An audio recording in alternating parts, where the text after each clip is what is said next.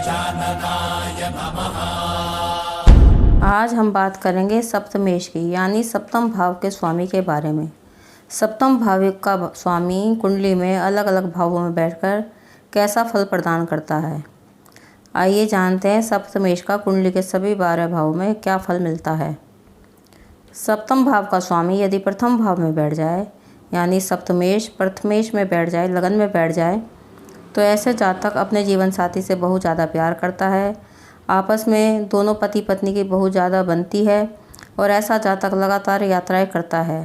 ऐसा जातक सदाचारी होता है, परोपकारी होता है और बहुत ही ज़्यादा सुंदर भी होता है। लेकिन यहाँ ये ध्यान रखना चाहिए कि सप्तमेश यानी 7वें घर का मालिक पाप ग्रह से युक्त ना हो, नहीं तो जातक के जीवन में अनेक समस्याएं आ सकती हैं। सप्तम भाव का स्वामी यदि द्वितीय भाव में बैठ जाए, द्वितीय भाव से हम धन के बारे में भी जानते हैं। यदि सप्तमेश द्वितीय भाव में बैठता है तो जातक के वैवाहिक जीवन में कई समस्याएं आ सकती हैं, लेकिन ऐसे जातक को अपने पत्नी के द्वारा धन की प्राप्ति हो जाती है। सप्तमेश यदि तृतीय भाव में बैठ जाए तो ऐसा जातक अपनी संतान से बहुत ज़्यादा प्यार करता है, लेकिन जीवन साथी को कोई रोग होने की संभावना हो सकती है और ऐसे जातक को अपने भाई बहनों का साथ नहीं मिलता। सप्तमेश यानी सप्तम भाव का स्वामी चतुर्थ भाव में बैठ जाए तो ऐसा जातक अपने पति या पत्नी से बहुत ज़्यादा प्यार करता है, उसे बहुत ज़्यादा सुख भी प्राप्त होता है, उसका जीवन साथी बहुत अच्छा होता है, उच्च शिक्षा प्राप्त होता है और ऐसे जातक को मकान वाहन सभी प्रकार के सुख प्राप्त होते हैं। सप्तमेश यदि पंचम भाव में बैठ जाए तो ऐसे जातक के प्रेम विवाह होने की संभावना बन जाती है। अधिकतर 100 में से 90% ऐसे जातक के प्रेम विवाह होते हैं।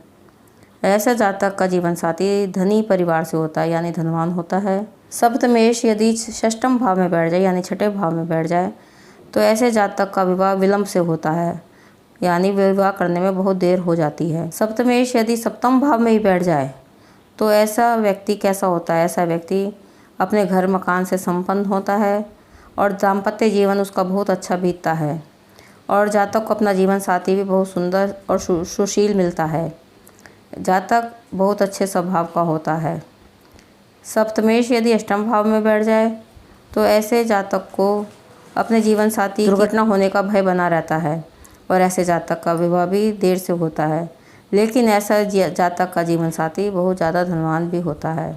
सप्तम भाव का स्वामी यदि नवम भाव में बैठ जाए तो ऐसे जातक का भाग्योदय विवाह के पश्चात ही होता है और ऐसे जातक का पिता या भाई विदेश में रहता है। सप्तमेश यदि दशम भाव में बैठ जाए तो ऐसे जातक अपने जीवन में चाहता है सभी प्रकार के सुख मिले और ऐसे जातक का जीवन साथी उसके व्यापार में साझेदार भी बन सकता है, यानी दोनों पति पत्नी मिलकर भी व्यापार करते हैं। सप्तमेश यदि एकादश भाव में बैठ जाए तो ऐसे जातक को अपने जीवन साथी से धन प्राप्त होता है, यानी उसे लाभ मिलने के पूरे संभावना बनी रहती है। सप्तमेश एकादश भाव में होने से जातक के विवाह में कोई न कोई अड़चन आ सकती है। सप्तमेश द्वादश भाव में यदि बैठ जाए तो ऐसे ये स्थिति जीवन साथी की किसी आकस्मिक घटना को भी दर्शाती है। ऐसे जातक को जीवन साथी के बिना भी अपना जीवन बिताना पड़ सकता है, यानी कोई भी कारण हो जीवन साथी उससे दूर भी हो सकता है, यहाँ तक कि तलाक की भी नौबत आ सकती है। लेकिन यह ज़रूर देख लेना चाहिए कि शुभ ग्रह है या पाप ग्रह है, जब भी अपनी जन्म कुंडली का विश्लेषण करें।